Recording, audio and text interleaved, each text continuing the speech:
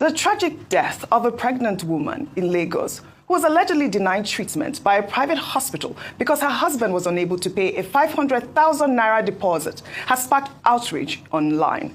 Mr. Folajimi, the husband, claimed in a viral video that the private hospital refused to provide emergency care for his wife upon their arrival at the hospital, despite her critical condition. They were then referred to a general hospital in Ekpe, where his wife died en route. Well, let's take a look at what transpired. Can you see me? Can you see me? Please, stay with me. Please. Please, Kemi. You know I love you, Kemi. You know. That's why you need to be strong, yeah? Do you know I love you? Do you know I love you? You know. You know. You have to be strong for... Kemi, you have to be strong for me, please. Please, open your eyes. Yeah? She will okay, Abi. Yeah?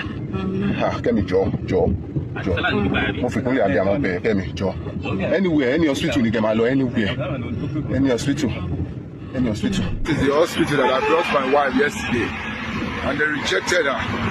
And unfortunately, she's dead now. This was really sad. I mean, I had a video of the man's statement there. I mean, we've seen this happen time and time again. I have actually lost a really good family friend from this sort of incident where, you know, he died of a bullet wound or blood and all of that. This hospital, I don't know if we can play up that video of the hospital so our viewers can see. They have to hold this hospital on account because if this actual incident is true, it has raised a lot of valid discussions about, you know, saving lives before money being by.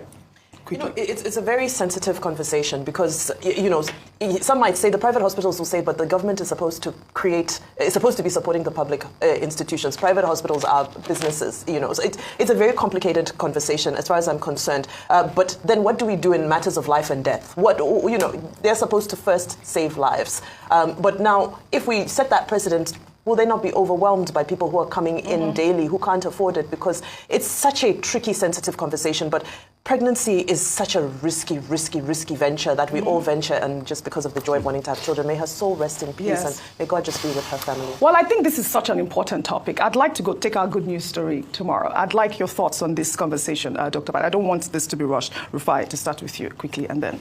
Okay, so please, the question I'd like to ask is, she had to go all the way to Ekpe to get a government hospital. She died en route, yeah. So where was the private hospital? Lakowe. So from Lakowe to Ekpe, is it that we don't have government hospitals in the middle of the park that can take a pregnant woman like this? And on this Lekki corridor access, how many viable government hospitals do we have?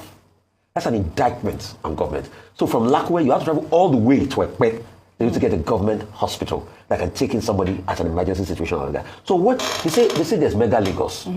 Mega, they built Lagos. All right. Where are the hospitals they built? There are also the emergency service unit, Dr. Batik. Where is it? Every doctor takes the Hippocratic Oath. Yes. And the principal thing in the Hippocratic Oath is that doctors are required to save lives, not to look for money. But because of economic dispossession, because of poverty, this crisis has been